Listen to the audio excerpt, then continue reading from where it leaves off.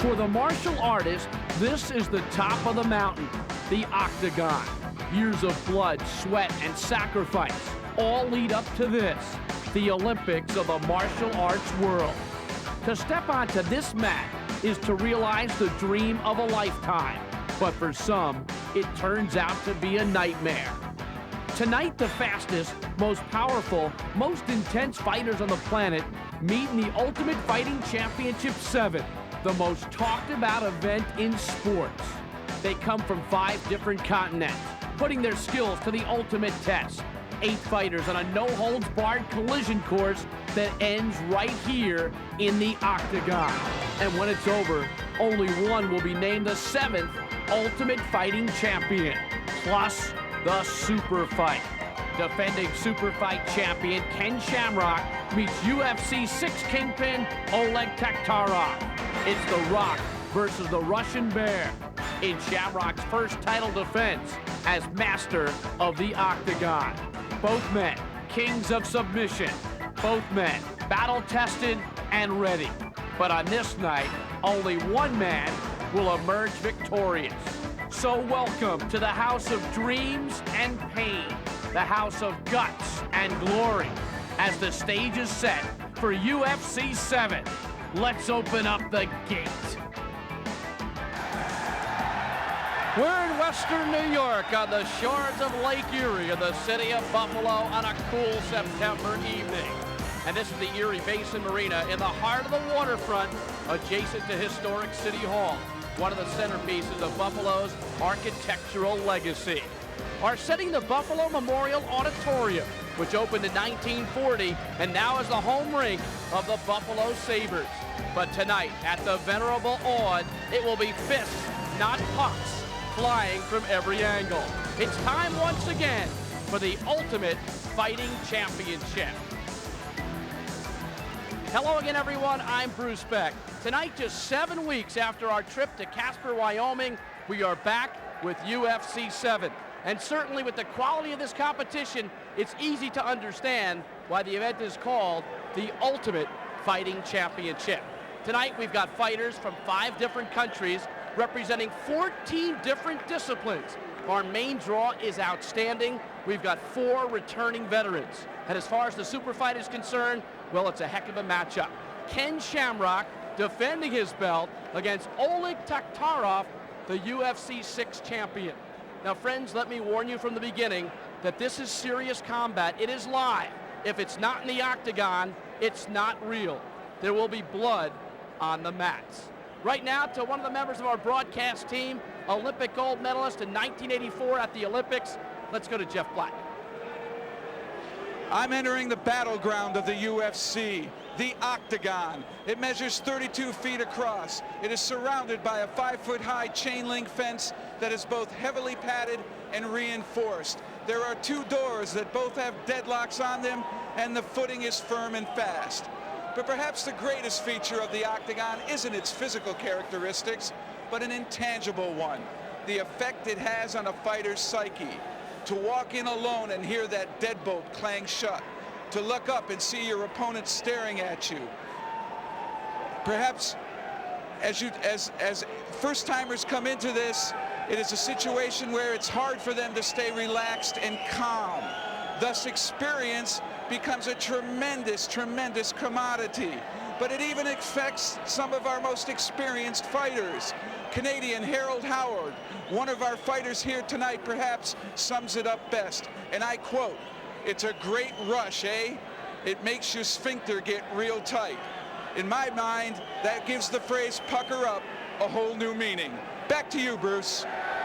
Thank you, Jeff. How do I make a transition off of that throw? Well, tonight we're pleased to introduce the newest member of our broadcast team. For 17 years, he was one of the premier kickboxers on the planet. He won 12 world titles in 4 different weight divisions. 3 times he was named Fighter of the Year. He made a marvelous transition from fighter to film star, making 18 movies from Blood Fist to Batman Forever. They call him the Dragon, Don Wilson. And Don, it's great to have you. It's great to be here, Bruce. What intrigues you about the UFC? Well, I'm a fight fan, and there's no place in the world where all the different styles of fighting can occur under one roof, except the UFC. Over the last few days, you've talked to every fighter. What do you think of this group overall? What about the quality of the field? Well, I'm very impressed with their experience. I mean, these guys have trained for over a year and a half, some of them, for this event. And the most impressive thing I can say is their attitude. These guys have come to win, and they got the strongest wills I've ever come up against. Now, there's lots of different disciplines here, so many different names. If the Dragon were to get into the octagon, what would your discipline be? Well, I think it'd be defendo, because there's a lot of punishment to be dealt out, and I'd be looking to defend myself more than anything else. All right, right now let's take a look at the complete draw for UFC 7 in Buffalo, New York. First of all, the alternate matches, Joel Sutton representing Praying Mantis Kung Fu, a winner. Also, Onassis Perungal, his discipline, Tong Kong Kalan. And finally, Scott Bizak, a grappler, advancing in 37 seconds. We may see the alternates a little bit later tonight, depending on what happens in the main draw. Our referee tonight is John McCarthy, the big man from the LAPD. He is the man who runs things in the octagon. He's from Orange County, California. Leon Tabbs is the fabled cut man. Leon Tabbs from Philadelphia, the city of brotherly love. He's worked with many different fighters over the years, 8 years as a military medic. There's Dr. Richard Istrigo from Howard Beach, New York. He has been with USA Boxing, and Richard Istrigo is the chief medical advisor. And there is Ron Van Cleef. He's not the Dragon, he's the Black Dragon, the IFC commissioner. He is the man who makes many of the judgments regarding the UFC. An absolute gentleman, a superb fighter. He went into the octagon at age 52. Here are the laws of the octagon. No biting, no eye gouging. Referee can restart the fight. 20 minutes and 30-minute time limits. 5-minute overtime in the finals and the super fight. Ways that you can win an event in the UFC: by knockout, by submission, a corner throwing in the towel, and every fighter has a corner man who has an ability to throw it in, and the referee can stop the contest. There can also be a disqualification. Right now, let's take a look at the main draw for UFC 7. We open up with Jerry Harris against Paul Barlett. Then the two H's go head-to-head. Hall and Howard. Hall in his first UFC. Howard, the runner-up in UFC 3. Then the two P's do battle. Dutchman Remco Pardue squares off with Vital Point striker Ryan Parker.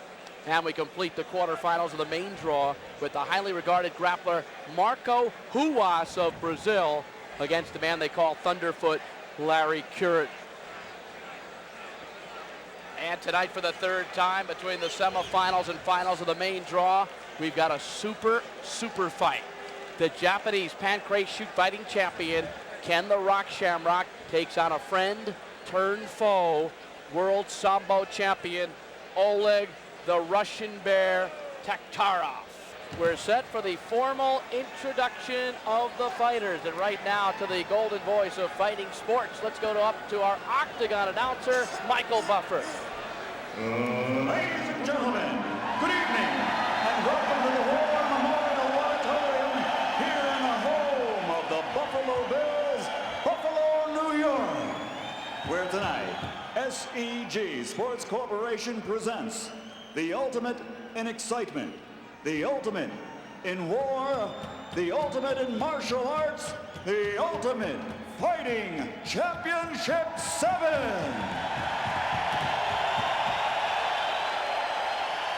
8 of the world's toughest men will come into this octagon tonight, and at the end, only one shall emerge victorious.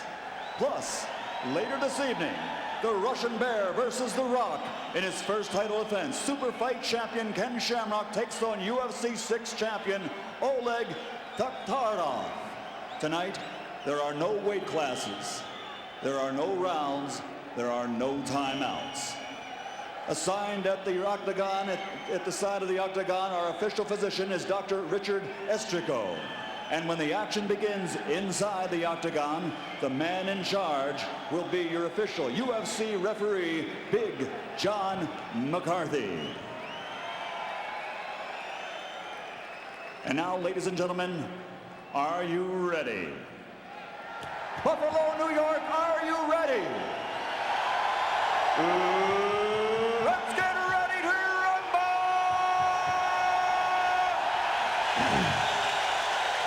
Introducing to my left, he's a black belt in Kyokushin Karate, 38 years of age, the oldest competitor in the UFC tonight. He's 6 feet 8 inches tall and weighs 260 pounds. From Eureka, California, ladies and gentlemen, Big Jerry Harris.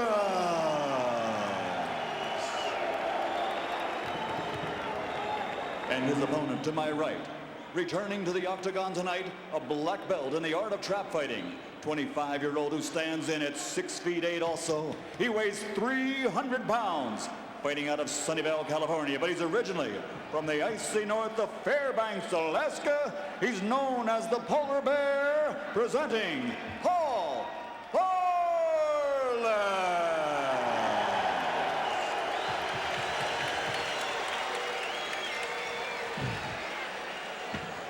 And here's a look at the tail of the tape. Harris, the oldest man in the competition. Both men are extremely huge. 40-pound advantage to Varlins.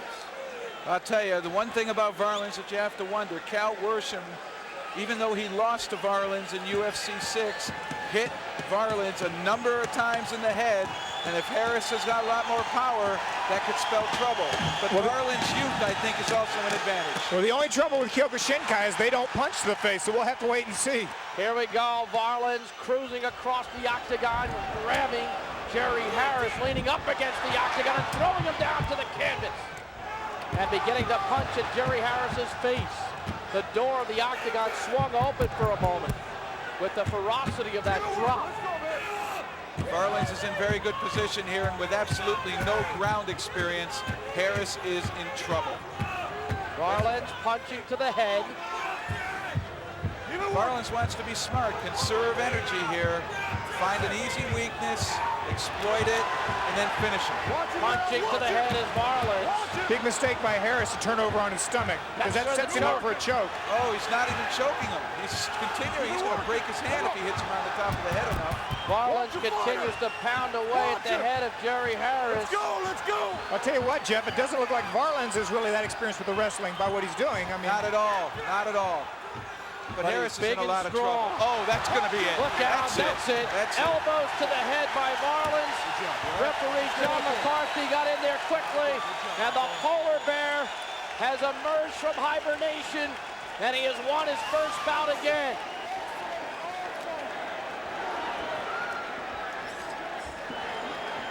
Paul Varlins, 1 minute and 7 seconds in, tops Jerry Harris. And he might have the flu, Don, but one of the things he's got is tremendous tenacity, tremendous mettle. Absolutely. He got in very quickly, and once it was on the ground, it was not Harris's game. Right now, let's go up to Michael Buffer for the official particulars. Ladies and gentlemen, the end comes, and the winner advancing now. He's originally from Fairbanks, Alaska, the Polar Bear, Paul Varlas. So the Polar Bear advances, and it didn't take long, all of 67 seconds. Jerry Harris coming over, giving Polar Bear a big hug. Don, a look at some action. Right, from here, Harris is really defenseless. I mean, Kyokushinkai is contact sparring, standing up. There is no ground fighting taught.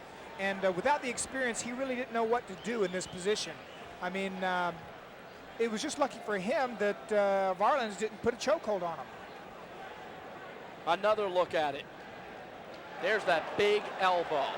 And that was it. You see him tapping out. No choice there. No choice there. So a tap out by Harris, and that's when Big John McCarthy came running right in. Here's our next quarterfinal matchup. It's Mark Hall against UFC veteran Harold Howard. Let's go up to Michael Buffer for the introduction. Ladies and gentlemen, the Ultimate Fighting Championship 7 continues.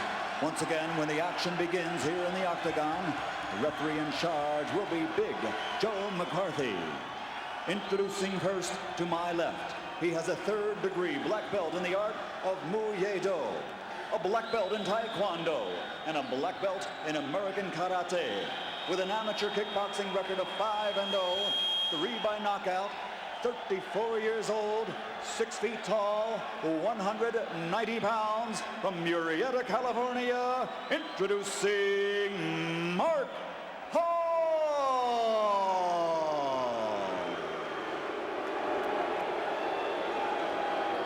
And his opponent across the octagon, a veteran of the Ultimate Fighting Championship, he holds a 5th-degree black belt in the art of Katsu Tai-Jitsu, a 3rd-degree black belt in Jiu-Jitsu, a 3rd-degree black belt in Goju Karate, and a 2nd-degree black belt in Shito-Ryu Karate.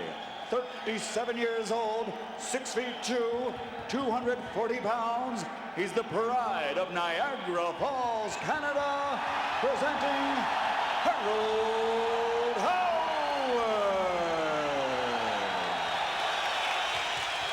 And here's a look at the tail of the tape. Both guys in their 30s, 2-inch height advantage to Howard, 50-pound weight advantage. The draw was done randomly at Boomer's Restaurant in New York City on Wednesday. We are set to go. Harold Howard, Mark Hall, Big John McCarthy, 3rd man in the octagon. When he says, let's get it on, we will. Let's get it on. One thing about Hall, he says he's good at defense and he wants to use motion and try to get Howard to have to chase him. Use movement to his advantage.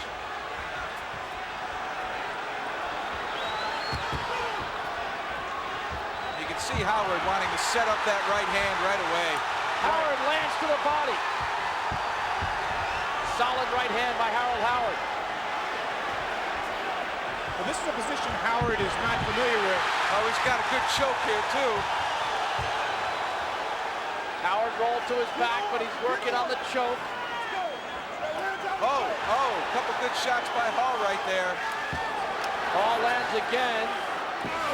Big right hand by Hall. Now a left.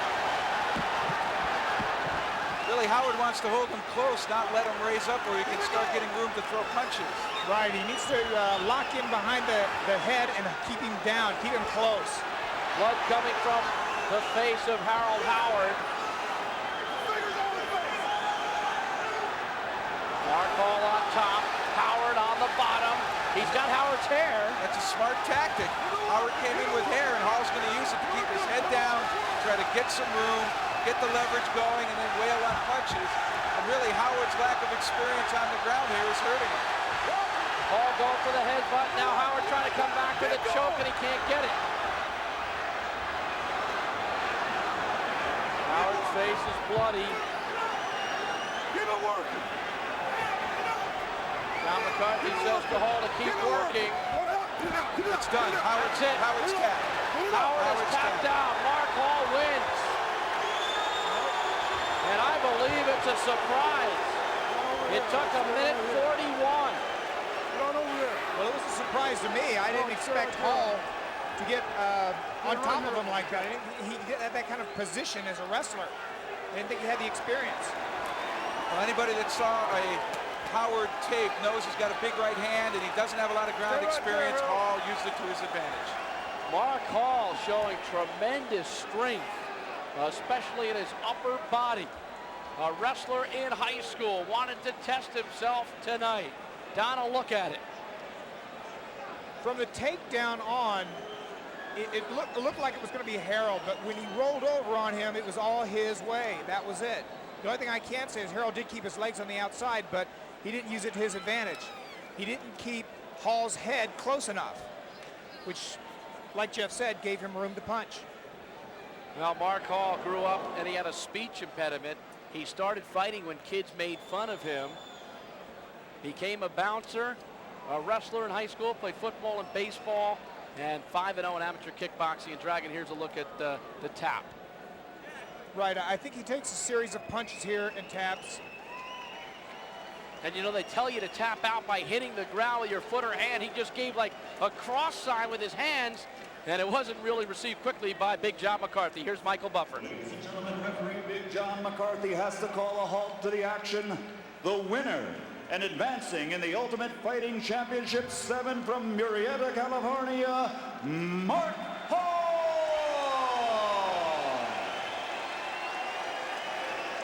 So Mark Hall weathered that early storm, and then he came back big time. Right. Well, you know, once he reversed on Harold, it was all over.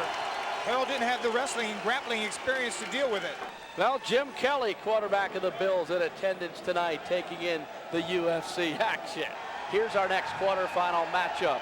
It's Remco Pardoll will take on Ryan Parker. Pardoll, Jiu-Jitsu, Ryan Parker, Okinawan Karate. Ladies and gentlemen, UFC 7 continues with our third match.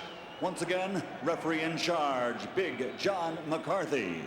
Introducing to my left, 26 years old, 6 feet 4 inches tall, 265 pounds.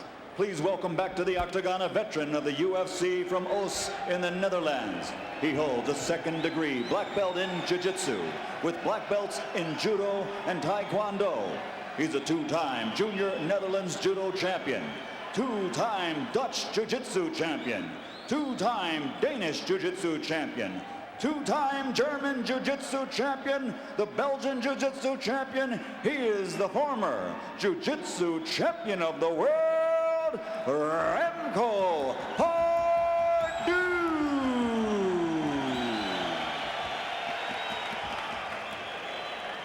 And his opponent across the octagon, a 25-year-old Kumite fighter. He holds a third-degree black belt in the art of Okinawan Karate. He stands in at 6 feet 3 inches tall and weighs 235 pounds. From Moorhead, Minnesota, ladies and gentlemen, he is Ryan Parker.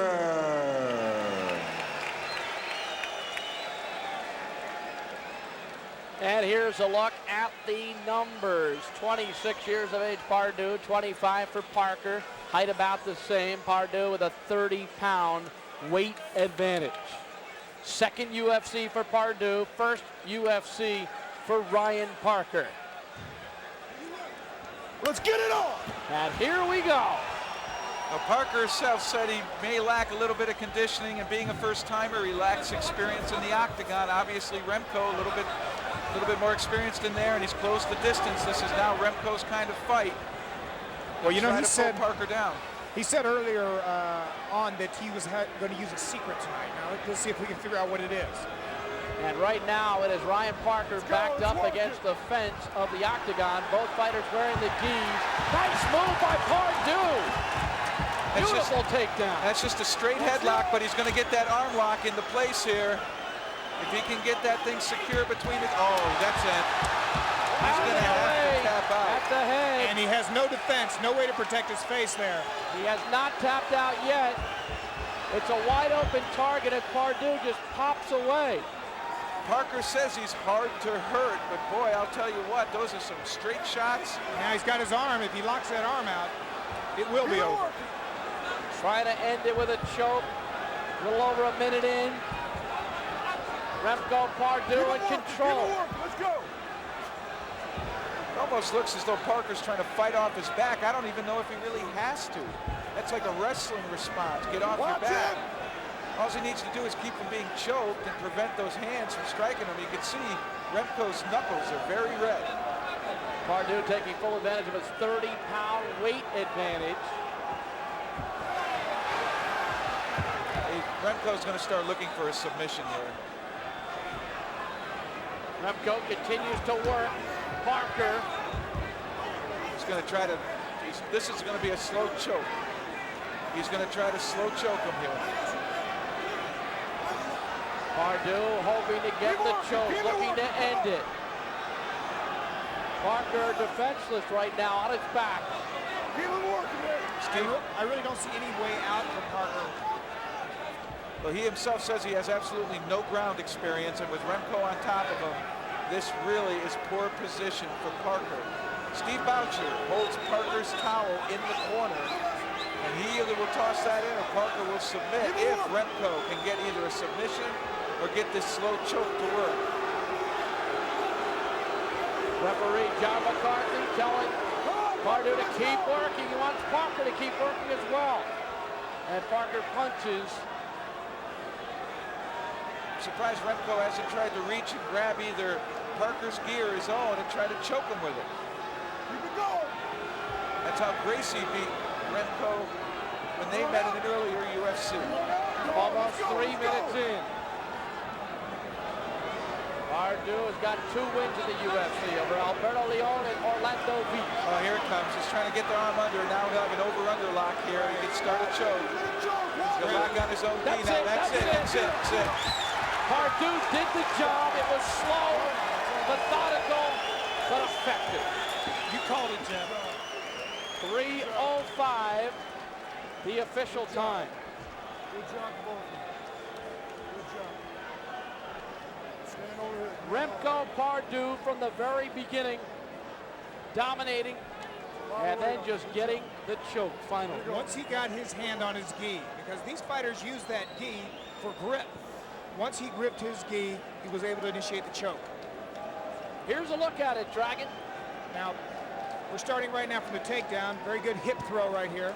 This is just basic judo. Rolls him over. He's on the top, superior position. And another look at the effort by Parker from his back, but he couldn't get any leverage or any power on those punches. And here's a look at the tap out at the end. You can see the left hand has grabbed the gi, and there's the tap. Here's Michael Buffer. Ladies and gentlemen, referee Big John McCarthy calls a halt to this match following a submission signal from Ryan Parker, the winner, and now advancing from Os in the Netherlands, Remco Pardew. Well, he's only lost once in the UFC, and that was far from a disgrace. He lost to 3-time champion Royce Gracie in the semifinals of UFC 2. Remco is back and off to an effective start.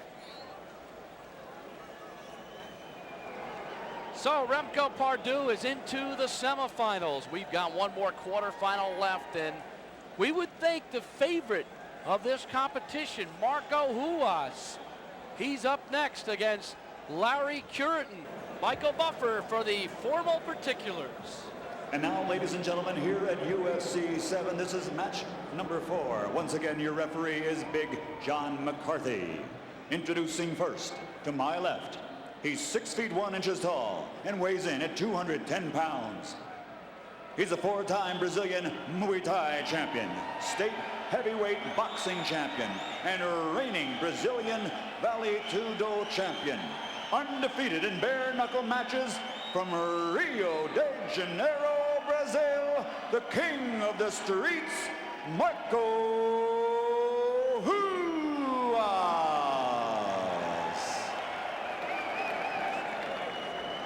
And his opponent across the octagon, returning. He is the FFKA North American Super Heavyweight Kickboxing Champion with a professional record of 17-5, 15 by KO. He also holds a black belt in Shotokan Karate. He's 35 years old, 6 feet 2, weighs 248 pounds, fighting out of Jersey City, New Jersey. Ladies and gentlemen, Larry Thunderfoot Curitin.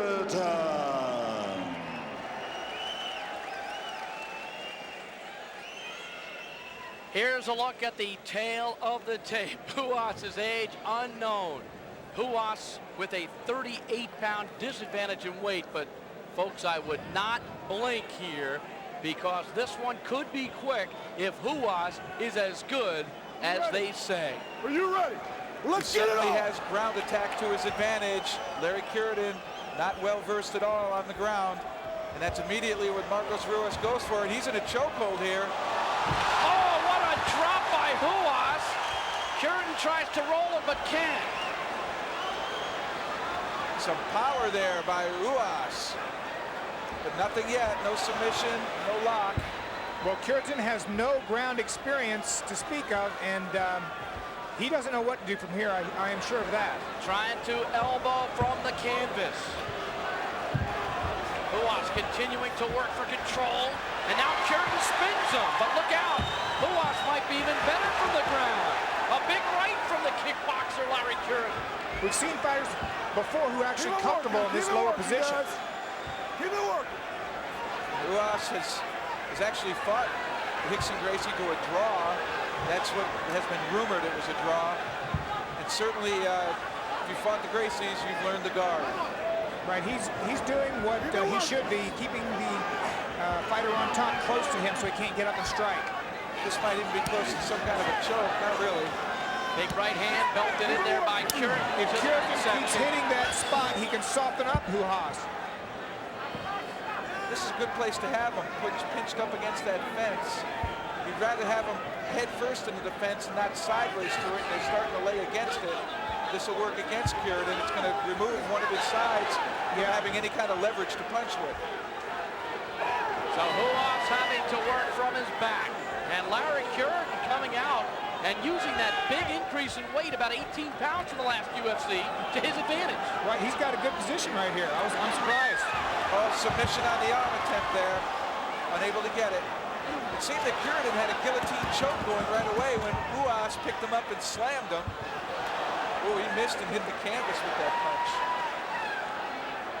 He's smart enough to go right in with the headbutt behind it.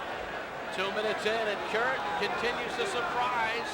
Hanging in there, landing a right to the face. Not much that time. Don, what kind of combinations can you throw beside hand-hand? Can you do hand, headbutt, hand, elbow? Well, I would say if you back up and you throw the hand, you can come in right behind it with the head. And that gives you a little momentum. There's the head. Headbutt by Curtin. Curtin almost got rolled there. Yep, Huas almost rolled him off that fence. Keep it working, guys. Keep it going. Big John McCarthy employing the fighters to keep working. There, he's got a little distance there for that right hand. Curtin landing the right to the stomach again. Now this is a more physical Larry Curtin. Oh, leg lock. Look out. He's looking for a leg lock. That's going to go against the knee. Oh, that was a straight kick to Curtin's face. Watch his leg. Look at the size of Huas's feet. Those hands are huge, and so are the feet. And that leg lock is very close. He's got a lock on his knee. It's not fully in there yet because Curtin's up against the fence. Now he gets Curtin That's down. going to do it. That's it. Look out, Curtin's got the tap, and he does. But a wonderful showing by Curtin. And Huas has the win. 323. Wonderful hug. It's what makes the UFC. I don't know if Huas expected to expend that much energy in this bout. It was a good one. Right, I'll say Curtin really put up a heck of a fight for a guy who was not a ground fighter. I mean, for a guy with just stand-up fighting skills, he lasted quite a ways, and maybe his superior. There's really where he had Huas. If he had not let that happen, wow, he would have been in good position. But once they got on the ground, it was Huas's fight. Here's Curtin almost rolling and then completing the roll to the top position after being leveled early. And Curtin did throw some good punches, landed a couple to the stomach, a couple to the head. Yeah, I think a lot of that was just instinct. Here's the tap out, Don. When you get caught in this, there's no choice. When you go against the joint, he's got the ankle, he's got the knee, instant tap out. Here's Michael Buffer. Ladies and gentlemen, following a submission signal from Larry Curtin, referee Big John McCarthy has to call a halt to the bout. The winner of one of the most exciting bouts here tonight, the king of the streets, Marco Huas.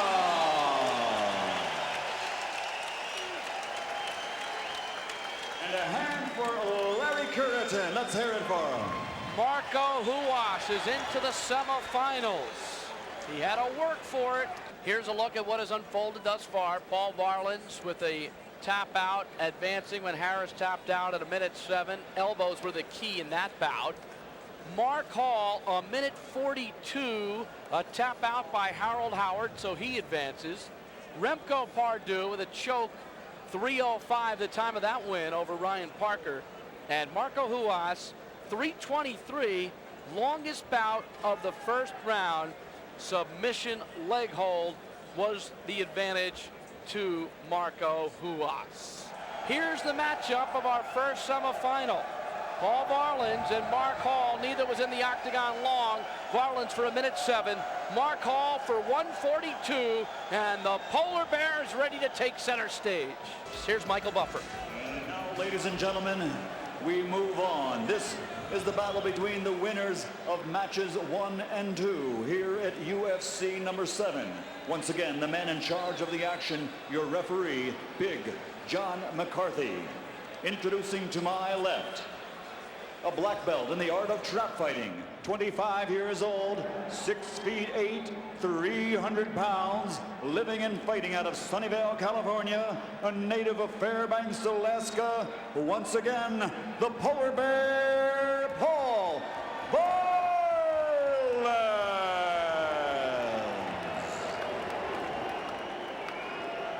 And his opponent across the octagon, a third-degree black belt in the art of Muay Do, a black belt in Taekwondo, a black belt in American Karate, an amateur kickboxing record of 5-0, 3 KOs, 34 years old, 6 feet tall, 190 pounds, from Murrieta, California, he is Mark Hall.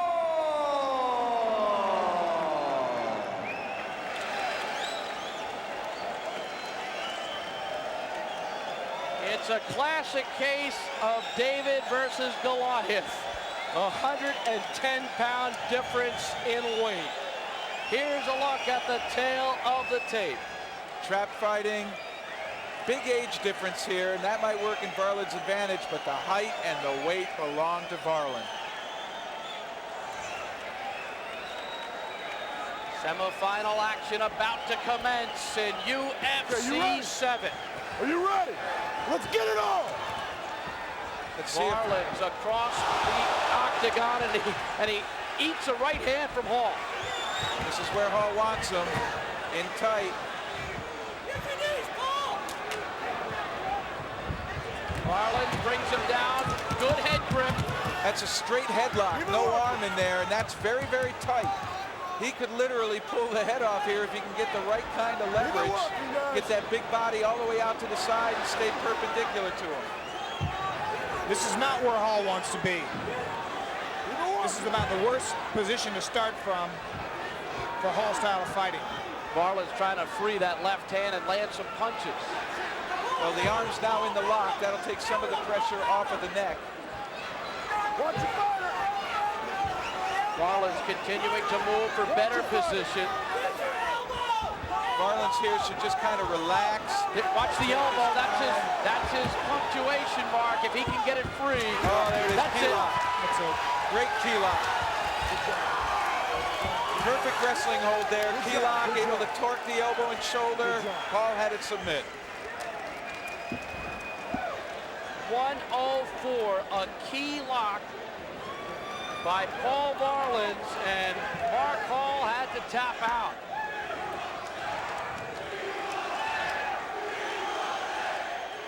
Well, you know, Bruce, when you say they have to tap out, there's no question. That's exactly the position they're in. If they don't tap out, there's going to be some type of damage done to a ligament, a tendon, or maybe even a break of the bone. It's not a matter of this guy's a quitter or he can't take it. A position like that, his arm is about to break. And there's no choice for a fighter. Oh, the Polar Bear is celebrating. Grizzly and fired up. Here's Michael Buffer.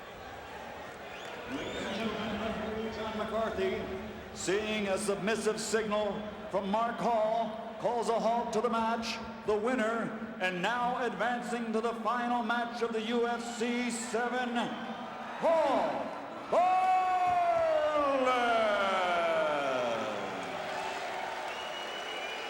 That experience from UFC 6 has served him well, and he does not waste time. He goes across the octagon and engages with the other fighter as quick as he can. Absolutely. And you know, that when you talk about the experience, anybody who enters this thing without wrestling, grappling experience is making a big mistake. If you can't fight on the ground, you're in trouble here. Here's a look at the semifinal, which will unfold shortly. Remco Pardieu from the Netherlands, Marco Ruas from Brazil. This gives you a feel of the total international flavor of the Ultimate Fighting Championship. Michael Buffer will introduce our fighters. And now, ladies and gentlemen, this is our second semi-final match. The winner of this event will face Paul Varelans for the Ultimate Fighting Championship 7. Once again, your referee is Big John McCarthy. Introducing first, to my left, a veteran of UFC from Austin, in Netherlands. He holds multiple black belts in practically every part of Europe. He is a jiu-jitsu champion, a two-time German champion, a two-time Dutch champion, a two-time Junior Netherlands champion. He is the former world jiu-jitsu champion. Ladies and gentlemen, 6'4", 265 pounds, Remco Pardieu.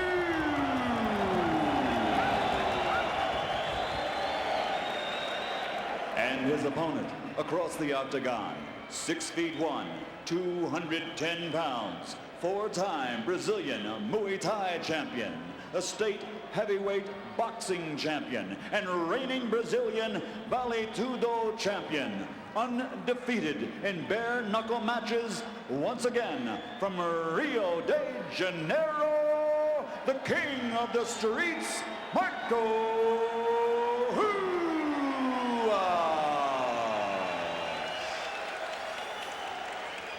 Well, there's no doubt that Pardieu is younger. By how many years, we don't know. 3-inch height advantage to Remco. He's also got the 55 pounds. What do you guys expect? Quickly, Jeff. I think Ruas in a submission lock. Don? You know, I'd have to go with Pardieu. I mean, he's got the experience as far as the jiu-jitsu and the judo, and I think he can handle himself on the ground. I like it. A split broadcast crew. John McCarthy getting set to get the fighters rolling. One observation, I saw Ruas grab, look at his right hand repeatedly after that first fight. Pardieu wears the gi. The winner takes on Varelans. Pardieu says he's experienced in Taekwondo, but I haven't seen him kick yet. A long staring down process, a feeling out thing. You see it in boxing a lot. Kicks delivered by Ruas. Pardieu comes in. Remco grabs his head. He's got his hand in there. There's no way that's going to be a chokehold. He's got his fingers underneath it. I don't think he's got the leverage to really choke. No, he doesn't quite have his arm under there. Ruas biting. But that's what he's going for. He's definitely got the leg hooked under, so he could just arch and tighten it up.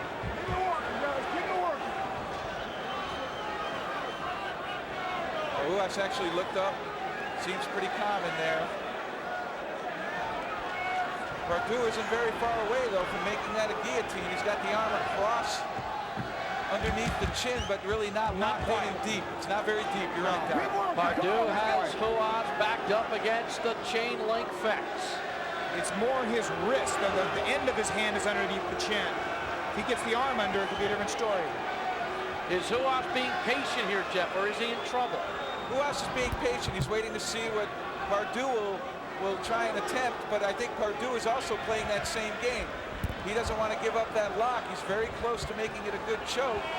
So he's kind of in there, kind of waiting to see what Ruas does. So it's sort of a feeling out right here. Obviously, the advantage right now is Pardieu. This is two experienced grapplers here. Neither one wants to give too much. They don't want to make a mistake at this level right here. I guarantee you, Ruas knows that fence is there, and that's why he's leaning against it. That's what's holding him up. Otherwise, he'd fall right down right now, and that pressure would go to his head. Ruas using his right leg to lock the left leg of Pardieu. Now Pardieu breaks away. Pardieu still working working on the neck of Marco Ruas. Pardew's left arm here might start to really fatigue with that kind of a lock and straining to bring it up and arching your back. That arm could eventually slowly fatigue. Remember, the referee has the ability to restart the bout if he doesn't see movement or action.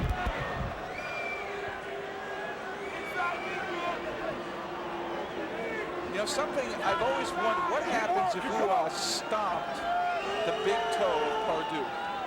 Honest to God, what would that do? I tell you, these guys are conditioned mentally to take pain. I mean, I'm not really sure. I've been surprised at the punishment these guys have taken it as it is. It's worth a try, though. I think if I was in that position, I might try it. Would certainly limit the mobility you have after you go ahead and do that. Well, we've seen ground grappling before. We've seen fighters engaged in a tussle for a long time on the mat, but not standing up like this. Crowd is anticipating action. They're restless right now. They seem a little bit restless, but right here, this is an important situation for Pardue. He really does have a threat going. Ruas doing an excellent job of blocking it, but it's really fairly close to sinking in there. And that's why Pardue isn't letting it go. That could be trouble. Yeah, it's really in there now. As a matter of fact, if he was to arch, really, if he had a good grip and he arched right now, I think... Pardue trying to get the choke on Marco Ruas. But Ruas is not panicking. Down the dragon nuances of the martial arts right here. Little things. It's always the little things. Oh, and one of the reasons it's not tight is Pardue's right arm is around Ruas's left arm, which means the arm's in that lock. It can't be that tight. It can't be that tight. He's got to be around the head. He's got to be inside that arm. That's exactly it. It's not going to be a tight choke. Come on, let's go, let's go. We saw it on the monitor, and I just saw it when they briefly turned towards me, but that was blocked from our view initially. That is why that guillotine choke is not working. You know what? It's not a full guillotine choke yet. From being a striker, yes. I was just going to say I would start pumping the knees into the groin, into the thighs, because the thighs are very vulnerable. And that's what Remco Pardue is doing right now. Yes. It's about all he's got to strike with. Oh, there's the stop top. There's the heel. There's that toe stomp. I don't know how he did it. There it is again. I think he heard you, Jeff. And now a knee put back by Pardue. Referee John McCarthy once again telling the guys to work. I say, why not? This is anything goes. They're working. I'd hate to see this broken up. You know, there's... Ruas stops on the feet of Pardue again. The left foot of Remco. And that time he missed. Well, I guarantee you one thing. It got Pardue's attention. You would think something like that is insignificant in a fight, but it does add up. This is going to be an attrition battle. Definitely. Down goes both fighters. Remco still's got a hold in there. Ruas on the mat where he wants to be. If he curls into a ball, I think he might be able to even get out of this. That's exactly what he's trying to do. There it is. Nice move by Ruas. And he's out of the hole. He is out. Let's see Ruas here. So now it's Marco Ruas' battle. Now they've got to think. You know, it's a game of chess out there right now. I think Ruas now is going to make sure that his pressure stabilizes. He's totally clear-headed and focused. He was in what we call a front headlock in wrestling for an awful long time. So now it is Ruas who is the hunter, not the hunted. 6:30 in. The winner takes on Paul Varland in the final of UFC 7. John McCarthy telling the fighters to work. I think they expended a lot of energy standing up. One advantage for Ruas is he can grab the gi of Pardue to keep him from punching, and that's what he's doing to Pardue's right hand. He's got the gi. Talking non-stop. He's got the gi. He's going to slowly work his way up, try to get in the punching range, or maybe submission on a leg here. I think he's going for the leg. There it is. Ruas has the leg. Again, the fighting from the back being a very effective tactic. Ruas knocking him away with the left hand. He's got the left wrist. Let's go, let's go, let's go! Look how composed both these athletes are. Look at how composed they are. They're willing to wait. They're willing to feel it out. By far the best match of the night. Most evenly matched. Ruas grabs the gi again. Oh, he's got the ankle. He's starting to get it. He's getting it. And Pardue fights his way back. Well, his only choice is to crowd up like he's doing it. He needs to get close to Ruas. He can't sit back like that if he gets his ankle. Ruas trying to roll over and arch his back using that extra leverage. Over 8 minutes in. On his back, he arches into the mat, which prevents him from getting full extension. But if you turn to his belly, he can really get great extension. It's Ruas, the Brazilian, against Pardue, the Dutchman who trained in Brazil. You know, what I think needs to happen from here is he needs to do some striking. There's an open thigh there, and he can be punching that and doing some damage to Ruas. If nothing else, distract him, get his attention off that ankle. Let's work it! Pardue looks amazingly composed and full of vinegar. He does not look winded. Ruas looks like he's using more energy. Oh, and Pardue got out of the lock, but not out of the guard. 9 minutes in. Great fight, great fight. This is what the UFC is about. Strategy, tactic, and discipline. We're seeing all of it right here. Come on, let's work, let's go!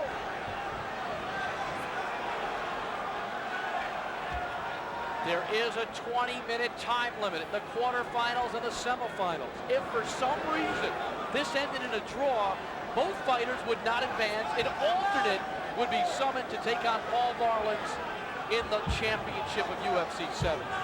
Still a long way from there as Ruas lands a big left. Missed that time. I'll tell you what, Pardue trying to get his head out of the way, hit the mat with a lot of force. It was almost as though he got hit twice. I'll tell you what, this is what Pardue should be doing. He needs to keep Ruas close so he can't strike. Ruas like a man stalking prey. Measuring his opponent. Keep it working, come on! He's working. He's patiently working. Both of them are. Neither one wants to make a mistake and give it away. They're both that talented. What an even match.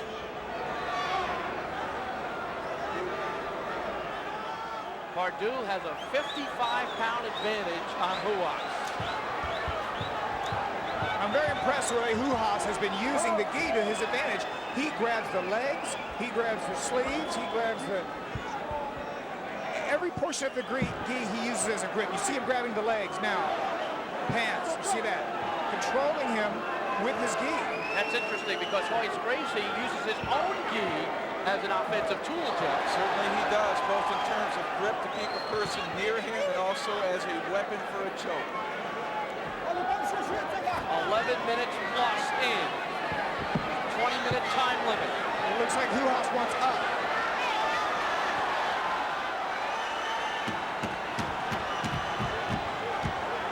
What is Ruas looking for here? Probably to try to beat a leg just like that, turn the corner, and not come close into the neck.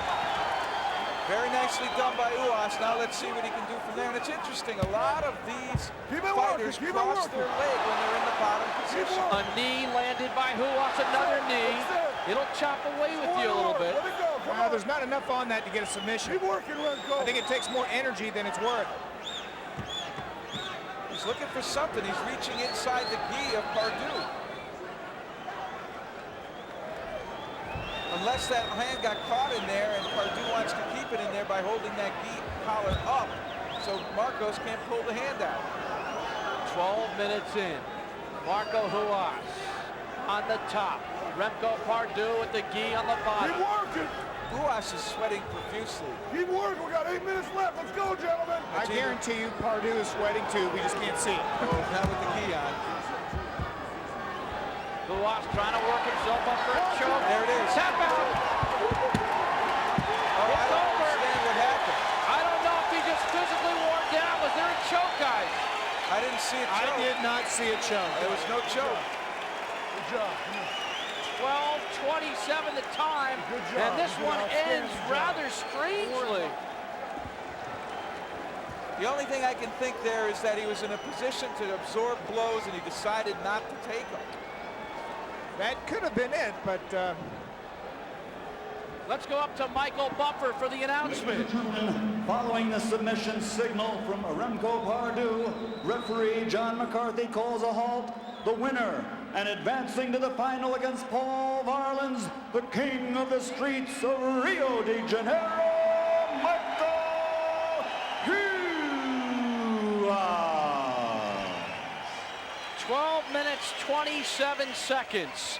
Big hug there, but after a very close bout from beginning to end, all of a sudden Remco Pardue tapped out. Now, I don't know if he just wore down or he saw no chance to get out of that. well, I can't see one of these UFC know. fighters just quitting because of anticipated punishment. Absolutely. I mean, they knew there was punishment to be dealt out when they entered the ring, so I can't see them getting in a bad position and then just tapping out. Physical exhaustion possibly done? No, he did not look that tired. No, he didn't look it. I've got to see the replay. There we go. I believe this is the first initial start of the bouts here where there was a takedown.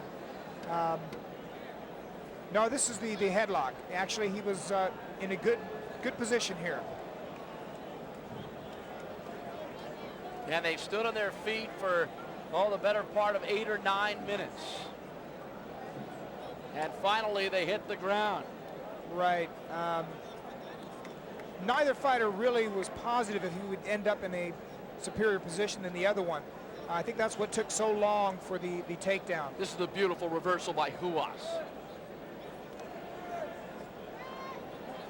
Right, he gets the reversal, gets his head out of the lock. And here's the tap out. Let's see if we can see what happened. There it is. I still did not see it. I don't know where the pressure was applied. All right, well, don't forget, we've got a great UFC coming up in the future. It is called the Ultimate. If you like what you've seen here tonight, you're going to love being with us on Saturday, December 16th. December will mark the 2nd anniversary of the UFC, and we're doing something special, something so powerful that it can only be described in one way. The Ultimate. This will be the most intense event in martial arts history, a virtual tournament of champions. The names read like a UFC honor roll. Dan Severn, Steve Jenham, Keith Hackney, Tank Abbott, Dave Beneteau, Oleg Taktarov, as well as tonight's UFC tournament winner. Plus many other top stars who made their mark in the octagon, squaring off for a purse of $150,000. We've seen how experience in the octagon pays off for a returning fighter. So you thought the Ultimate Fighting Championship was tough? You've got to see the Ultimate coming up live Saturday, December 16th from Denver, Colorado. For ticket information, call 303-830-TICKS or 719-520-9090. The Ultimate coming up in December. Right now, let's go to Jeff Blatnick. I'm here with Tank Abbott, and Tank, you had 2 great fights in UFC 6, and then you fell a little bit short. You were a first-timer. What have you learned? Well, Jeff, as you know, there's only one man in the world that can beat me, and that's myself. I did not come prepared for the altitude, and that's basically what happened. I just was not ready for the altitude. Next time, I will not have the handcuffs on my lungs to hinder me from being where I want to be, and that is on top of the octagon with a bunch of bloody bodies around me. Okay, critics say you're brash, maybe overconfident, even arrogant. How do you respond to that? I don't understand all those words. Brash, arrogant. Come on, I only went to a state college. I didn't go to a university. I don't care. Let me tell you something. People that are losers call you cocky. I'm a winner, and if you're a winner, you're confident. You don't misconstrue those two words. You're either a winner and you're confident, or you're a loser and you're cocky. Whatever you want to say about me, big deal. I know who I am, and you know who you are. I'm here, and you're not. I'll tell you what, I heard the chant of Tank, Tank, Tank throughout this. People seem to love you. You have a following. Are you going to be prepared? Are you going to be at the ultimate? I will be at the ultimate. And believe me, anybody that is anyone will be there. They've been invited. If they don't show up, they must know that they're a loser in here. I will be there. I'm a winner. What do you need to do to be a champion? Real quick. You have to be prepared. End of story. You got to be every level. I'm hurrying. You got to be cardiovascular, mentally, physically, everything. You got to be there. I lacked cardiovascular last time. That was the only problem. Okay, Tank, we wish you the best of luck in your preparation. Hey, Jeff, the gold medalist wrestler. What else can you ask for? Wrestlers are the martial arts of America. Back to you, Bruce. Coming up, the super fight, Shamrock against Taktarov. Taktarov, the world Sambo champion. Ken Shamrock, the Japanese pancrase shoot fighting champion. So Michael Buffer will introduce the super fighters right now. And now, ladies and gentlemen, SEG Sports Corporation presents the Russian Bear versus The Rock. This is the UFC 7 Super Fight. Your referee in charge once again will be Big John McCarthy. And now, ladies and gentlemen, are you ready? Buffalo, New York, are you ready? Let's get ready to rumble!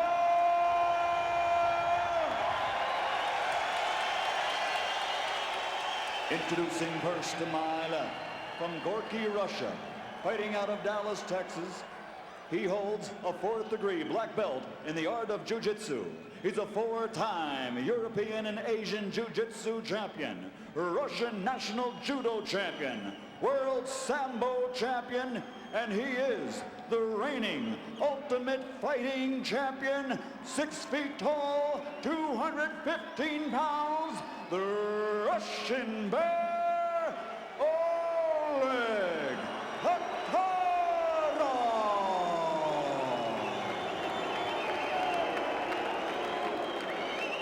And his opponent across the octagon, representing the art of shoot fighting, from Lockford, California, he's the Pancrase Association World Champion, 31 years old, 6 feet tall, 215 pounds. Ladies and gentlemen, presenting the defending UFC Super Fight Champion, the master of the octagon, he is Ken Shamrock.